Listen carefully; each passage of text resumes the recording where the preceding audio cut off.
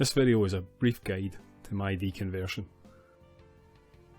It's a process that happened about 3 years ago for me, and about a year ago I started to talk about it to people.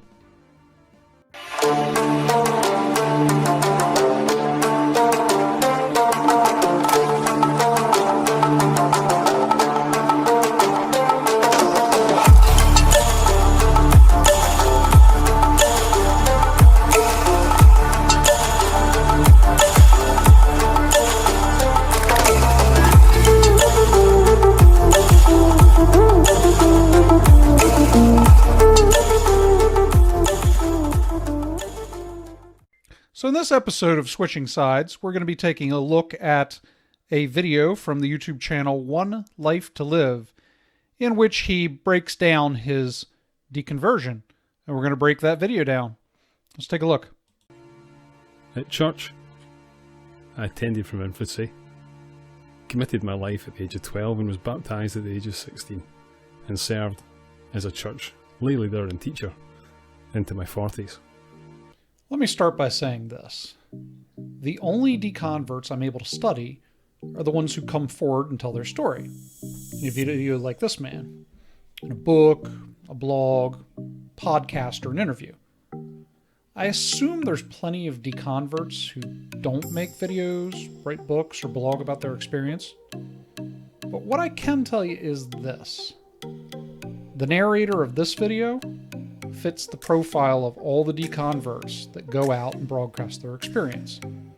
He hits all the points down the line. Let's begin here. He attended church from infancy. All of the deconverts I have ever profiled were early adopters, meaning that they were Christian almost by default.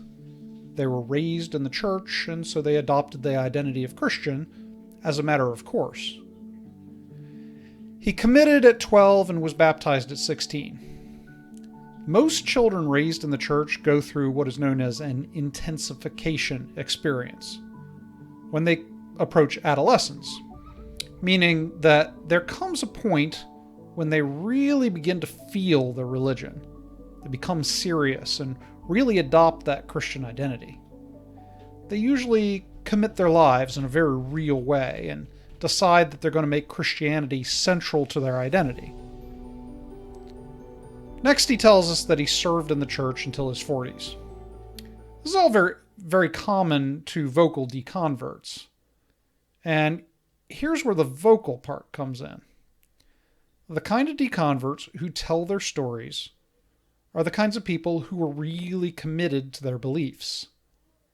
Usually ministers or people serving in the church. Think of it like this. If you're just sitting in the pews on Sundays, and church is just a matter of weekly routine, maybe you read your Bible and pray, maybe you don't, but at some point you decide it's all wrong and stroll out. Not much in your life has changed. You have an extra day in the weekend, but no major sacrifice has occurred. But for someone like this man, who was serving in the church, Christianity wasn't just a thing he did. It was who he was. As a result, when he lost it, he had to become a completely new person. A vast chunk of his identity was ripped away. And that isn't a little thing. And this is why the most vocal deconverts are also people who are the most dedicated Christians.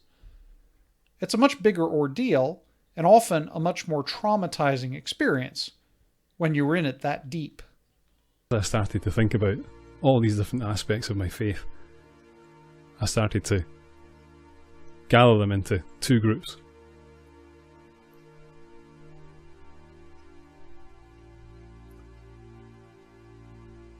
There were those that were authentic, those where my experience and what the Bible teaches came together. My relationship with God and my experience of His love was the bedrock. Then there were those that were problematic. Things I longed to see. Life's changed. People being healed. The world changed. and not seeing these things happen. So our narrator was helpful enough to make 2 columns, and one he's labeled authentic, and one he's labeled problematic. Again, this is a very helpful illustration that he's providing of the 2 factors present in the lives of deconverts. The items on the problematic column are only problematic in the light of the authentic column. Here's what I mean. For the state of the church to be a problem, he has to have a pre-existing standard for what a church ought to be. These standards are outlined on the left and involve the church having a direct relationship with God, being sort of a saved and perfected and experiencing miracles. When those expectations are set on the left column and not met on the right column, it becomes a problem. It would be far less problematic if those were not his expectations. If you're taught that God will be making the world better and the world gets worse, the expectations create the problem. This demonstrates what I call setting conditions on the left and stressors on the right. What this means is that the religious environment sets certain standards or expectations, which, when unmet or contradicted, cause a sort of growing cognitive dissonance in the potential deconvert. Let's continue.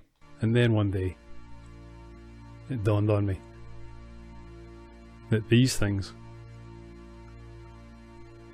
could be only inside my head.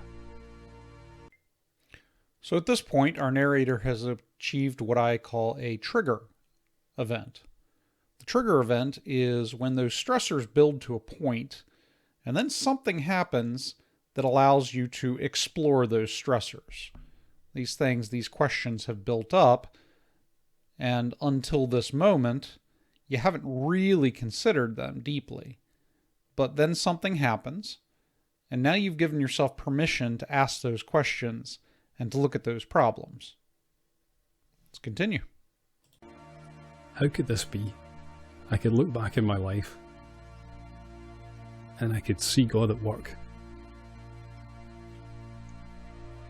But there's a couple of things that people do, that all humans do, that contribute to how we see our world. Every day, as we look in the world, we receive information. Information that looks reliable. Information that aligns with what we already know and believe, we accept. Information which is irrelevant, we reject. Information that we consider false, we reject. Information that we consider malicious, say a lie of the devil, we would reject. Data that seems useful we retain, and so on. This process is called confirmation bias. So in conversion theory, a religious conversion is said to have been completed once you can give what they call a testimony. Now, a testimony is a conversion narrative. It's when you look back over your life through the eyes of your new worldview, and you see things through that perspective. So you can look back and you can see how God was leading you and how he worked in your life. And every point in your life kind of fits into that mold so that you can form that narrative of how things led you to the point that you're currently at. The same thing is true of deconversion. Once you deconvert, you look back across your life as a Christian through the eyes of an atheist. And you start to see how all of these things that you thought were God working were coincidences or were just natural effects of the world or were other things that can explain them apart from a religious narrative. And this is true of pretty much any worldview. When you adopt that worldview, the world starts to make sense through the light of that worldview. So you could say a deconversion has completed when you can look back and sort of explain your religious life through the eyes of atheism. So confirmation bias is a thing, and he's described it here through a sort of selective editing of your memory. For instance, if you look back across your day and you think it was a terrible day, it's because you're remembering the terrible events and prioritizing them over any sort of positive event that may have happened. And you could do the vice versa. You could look at the same day and call it a good day by selectively editing out the negative things. So what he's done, he's describing how he sort of selectively edited his memories to see, through the eyes of a Christian. And now he's going to do the same thing through the eyes of an atheist. Worldviews are there to make sense of the world. Having a worldview isn't a negative thing. It allows you to move through life and operate as if the world makes sense. And that's a helpful thing to have, even if it's not necessarily accurate to the ontological reality around you. I look back at my own life and replayed my narrative, everything that had happened, why it had happened, when it had happened, and how I had seen God at work, and looked at it through different eyes. The frightening thing was, it made more sense looking at it through the eyes of an atheist. So at this point, he's completed his deconversion narrative. You could say he's officially a deconvert now because he's explained his life and he sees his entire life as an atheist.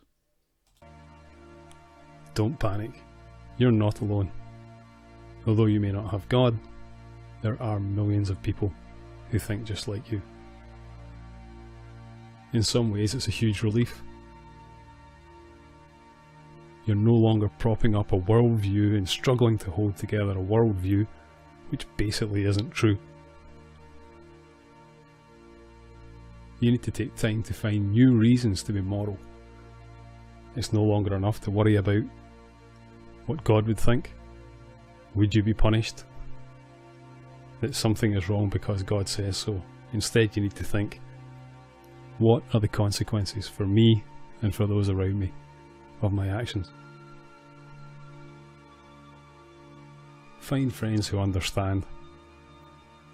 They may be near you, you may work with them, you may go to school with them, you may find them online.